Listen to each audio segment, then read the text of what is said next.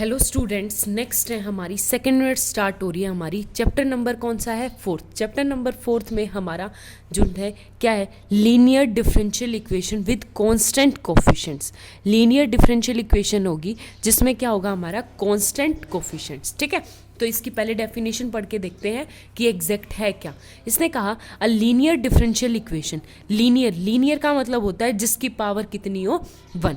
A linear differential equation with constant coefficient is one in which the dependent variable and it's derivative occur only in the first degree. Order आपका कितना हो सकता है? nth degree, लेकिन degree क्या होगी आपकी? 1। Are not multiplied together and the coefficients are constant. और एक दूसरे से क्या होंगे? मल्टीप्लाइड नहीं होगी। बिल्कुल लीनियर सिंपल डिफरेंशियल इक्वेशन क्या होती है वो देखो। सिंपल लीनियर डिफरेंशियल इक्वेशन क्या होती है? फॉर एग्जाम्पल आपके पास है an dn y dxn plus an minus 1 dn minus 1 y upon dxn minus 1 plus an minus 2 dn minus 2 y upon dxn minus 2 plus up to क्या हो जाएगा last तक? Last में कौन सी टर्म बच जाएगी मेरे पास? a naught y equal to 0। nth derivative n minus 1 n minus 3 n minus, और ये क्या हो जाएगा? 0th डेरिवेटिव यानी y इक्वल टू x। ठीक है, ये होती है आपके पास सिंपल सी इक्वेशन जहाँ पे आपके पास an minus 1 an minus 2 an minus 2 up to a naught और लास्ट में x, ये सब क्या है?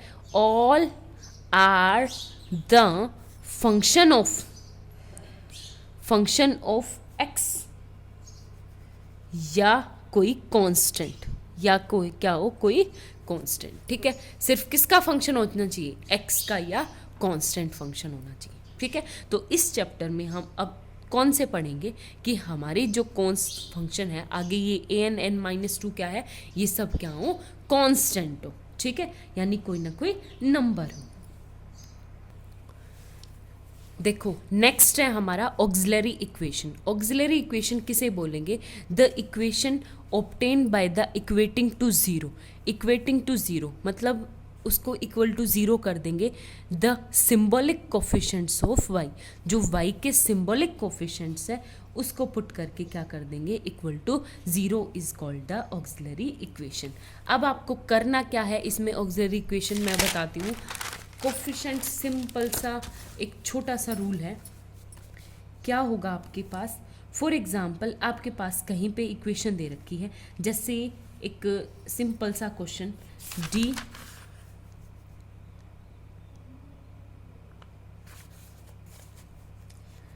y2 plus a1 y2 y1 plus a2 y equal to 0। ठीक है, ये आपके पास एक सिंपल सी डिफरेंशियल इक्वेशन दे रखी है। यहाँ पे y2 का मतलब है d square y by d x square plus a1। y1 का क्या मतलब है? D y by d x plus a2 y equal to 0। ठीक है, अब आपको क्या पुट करना है? d बाई डी एक्स को क्या पुट करेंगे? Capital D।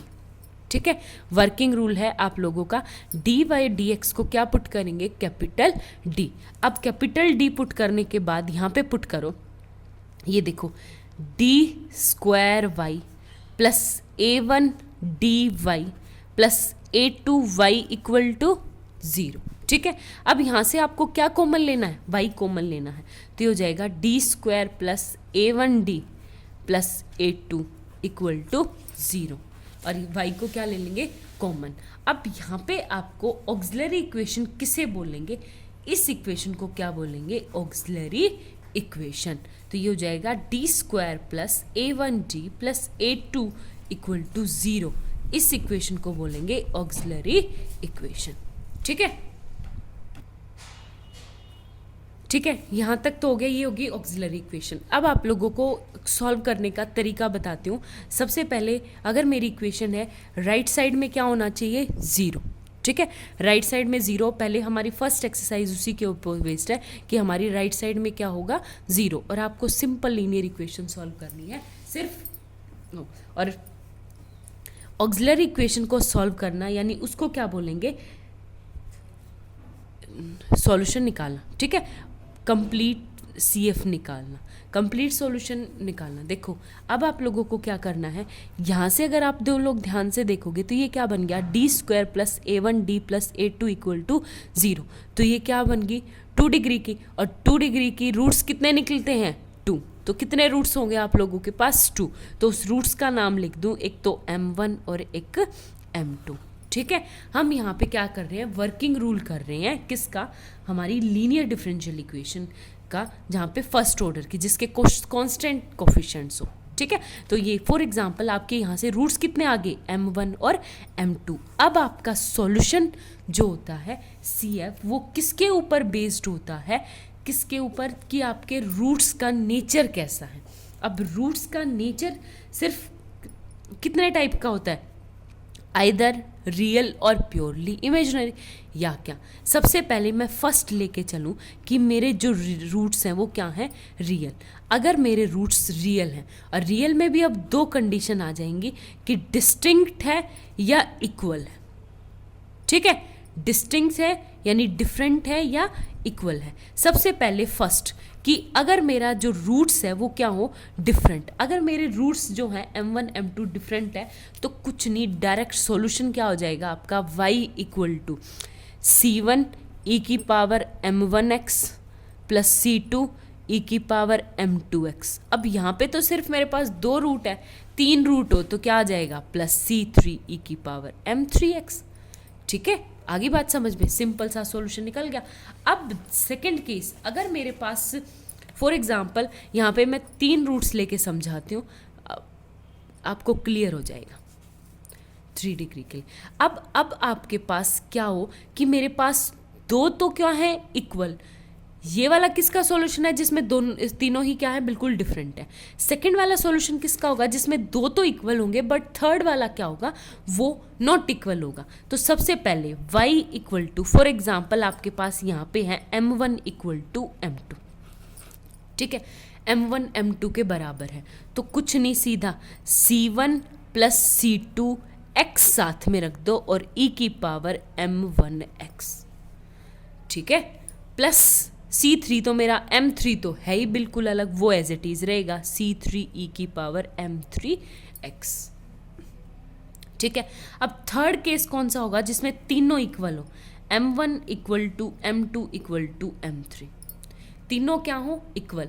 जब तीनों इक्वल हैं तो वही सेम सॉल्यूशन, y = क्या, c1 + c2x + 3c3 x3 आ जाएगा, x² आ जाएगा, क्या बन जाएगा, x², और e⁻ वही m1x।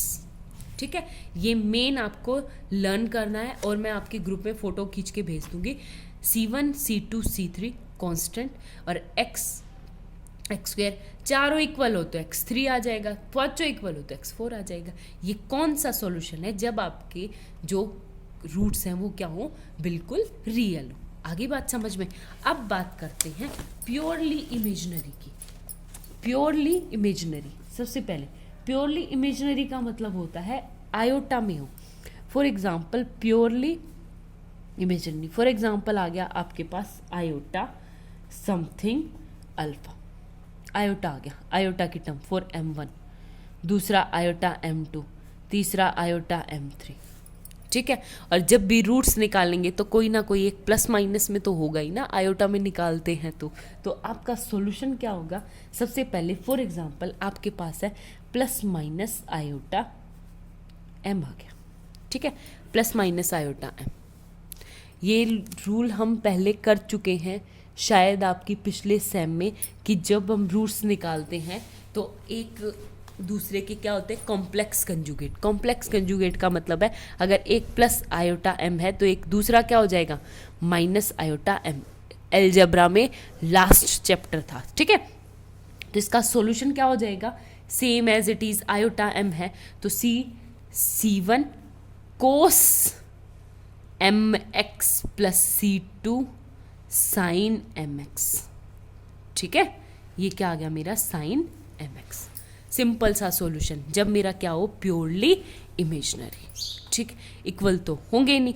अब थर्ड वाला केस, अगर मेरे पास कॉम्प्लेक्स नंबर में है, alpha plus iota beta type के हैं, और एक बीटा प्लस है तो दूसरा ऑफकोर्स क्या होगा, माइनस होगा। तो इसका सॉल्यूशन क्या हो गया मेरे पास, y इक्वल टू, ये तो रियल नंबर है तो e की पावर वही अल्फा x इनटू में आयोटा बीटा सेम हो जाएगा c1 cos mx plus c2 sine mx। ठीक है, ये तो हो गया जहाँ पे दो रूट्स हों। आगे बात समझ में। अब आप लोगों के पास नेक्स्ट रूल है कि अगर फॉर एग्जांपल ये भी अल्फा पे किसी इक्वेशन के 4 रूट्स हैं, ये भी अल्फा प्लस आयोटा बीटा, दूसरे वाला भी alpha plus minus plus minus plus minus iota beta. ठीक है, ये तो चारों रूल सेम हो तो उसका तरीका क्या है, वही बिल्कुल सेम तरीका, y इक्वल टू ई की power alpha x as it is, c1 constant के साथ क्या हो जाएगा, c1 plus c2x cos m नी बीटा बीटा बीटा एक्स। ठीक है, प्लस से 4 रूट्स हो गए ना तो 4 कांस्टेंट आएंगे, ये c3 प्लस c4x और क्या हो जाएगा आपके पास साइन बीटा एक्स। ठीक है, आगे बात समझ में। तो ये आप लोगों को लर्न करने हैं, फिर आपके क्वेश्चन बहुत आसानी से हो जाएंगे। मैं आप लोगों को ग्रुप में फ़ोटो सेंड कर दूँगी। Okay, thank you.